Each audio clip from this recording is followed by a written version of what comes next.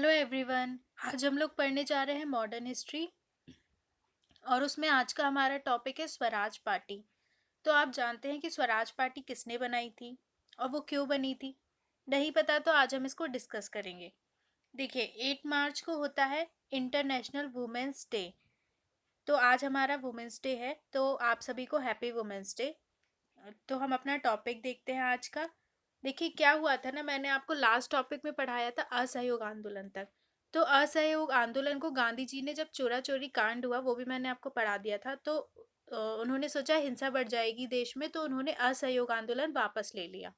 तो जब गांधी जी ने असहयोग आंदोलन वापस ले लिया तो कुछ लोग निराश हो गए। मतलब कुछ लोग चाहते थे कि आंदोलन जारी रहना चाहिए, वापस लेंगे तो हमें कैसे सफलता मिलेगी अपने कार्य में। तो कुछ लोग इस बात से गुस्सा हो गए।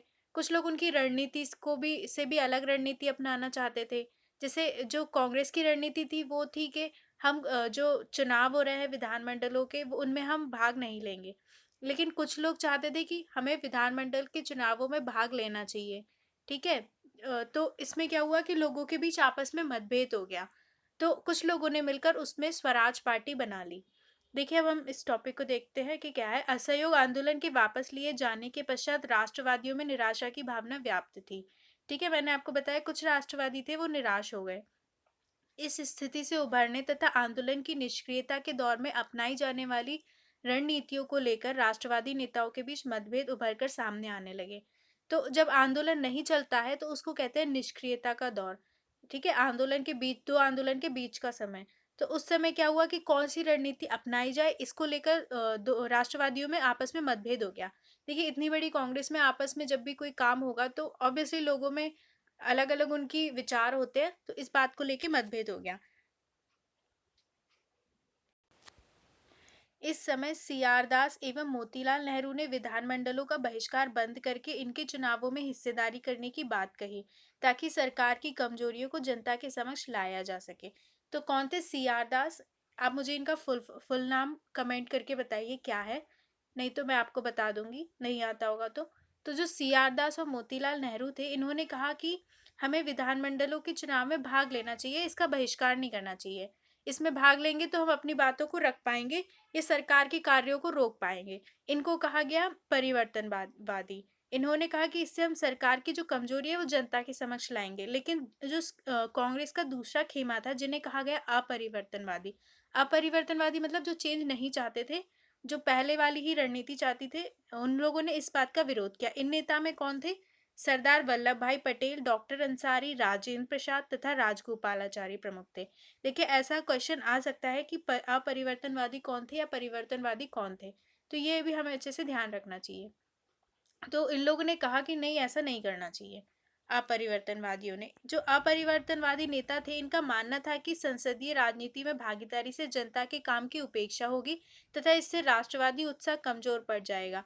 ये सोचते थे कि जो अपरिवर्तनवादी थे वो सोचते थे अगर हम चुनाव में भाग लेंगे तो जो जनता के रचनात्मक कार्य जो करने चाहिए उनकी उपेक्षा हो जाएगी, उनकी असली प्रॉब्लम्स की उपेक्षा हो जाएगी और हम चुनावों में बितकर रह जाएंगे। यह नेता चरखा चलाने, चरित्र निर्माण, हिंदू मुस्लिम एकता, छुआछूत मिटाने, गरीबों के बीच कार्य करने जैसे रचनात्मक कार्यों को बढ़ावा देने पर जोर चाहते थे। वो कहते थे कि निष्क्रियता के दौर में चुनाव में भाग लेने से अच्छा है कि हम ये सारे काम करें गरीबों के लिए, है ना, हिंदू मुस्लिम यूनिटी के लिए और चरखा चलाने के लिए हमें ये सारे कार्य करना चाहिए। तो क्या हुआ, अंततः दिसंबर 1922 में कांग्रेस के गया अधिवेशन में सीआर दास और मोतीलाल नेहरू ने कांग्रेस से त्यागपत्र दे दिया। तो कांग्रेस का जब गया अधिवेशन हुआ 1922 में, तो जब इनकी बात नहीं मानी गई तो सीआर दास और मोतीलाल नेहरू ने कांग्रेस से अपना त्यागपत्र ही दे दिया। ठीक है। फिर फ्रेंड्स, दिसंबर 1922 में इलाहाबाद में सीआर दास तथा मोतीलाल नेहरू ने स्वराज पार्टी की स्थापना कर ली। इन लोग ने अपनी एक अलग पार्टी बना ली। मोतीलाल नेहरू और सीआर दास ने कौन सी? स्वराज पार्टी। स्वराज पार्टी थी वो, ठीक मतलब उसके सारे कार्यक्रम तो कांग्रेस जैसे थे, बस ये लोग चुनावों में पार्टिसिपेट करेंगे। सीआर दास अध्यक्ष बनाए गए और मोतीलाल नेहरू महामंत्री बनाए गए। ठीक है। स्वराज पार्टी ने कांग्रेस के कार्यक्रमों को ही अपना कार्यक्रम बनाया। सिर्फ चुनाव में भागीदारी के प्रश्न पर दोनों की सोच अलग थी। बस जो कांग्रेस वाले थे वो चाहते थे कि चुनाव में भाग ना ले और ये चुनावों में भाग लेना चाहते थे। सितंबर 1923 में दिल्ली में कांग्रेस का विशेष अधिवेशन बुलाया गया। इसमें स्वराज दल एवं इनके कार्यक्रमों को मान्यता दे दी गई।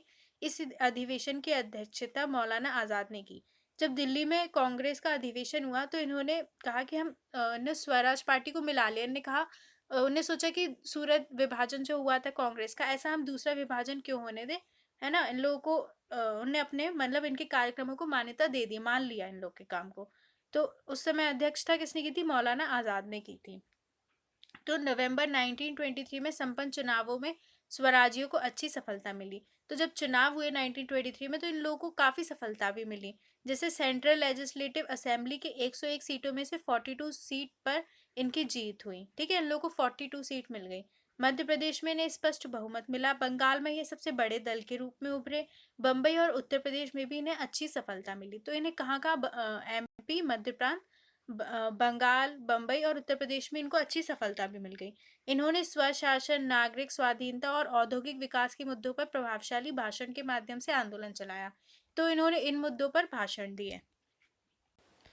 तो देखिए, मार्च 1925 में इन्हें और एक सफलता मिल गई। स्वराजी प्रमुख राष्ट्रवादी नेता विट्ठल भाई पटेल को सेंट्रल लेजिस्लेटिव असेंबली का अध्यक्ष बन गए वो। सीआर दास कोलकाता के मेयर, सुभाष चंद्र बोस को मुख्य अधिशासी अधिकारी बनाया गया। विट्ठल भाई पटेल अहमदाबाद, राजेंद्र प्रसाद पटना, जवाहरलाल नेहरू इलाहाबाद नगर पालिका के अध्यक्ष बन गए। तो इन लोगों को काफ़ी सारी सीटें मिली, इन्हें काफ़ी सफलता मिली चुनाव में।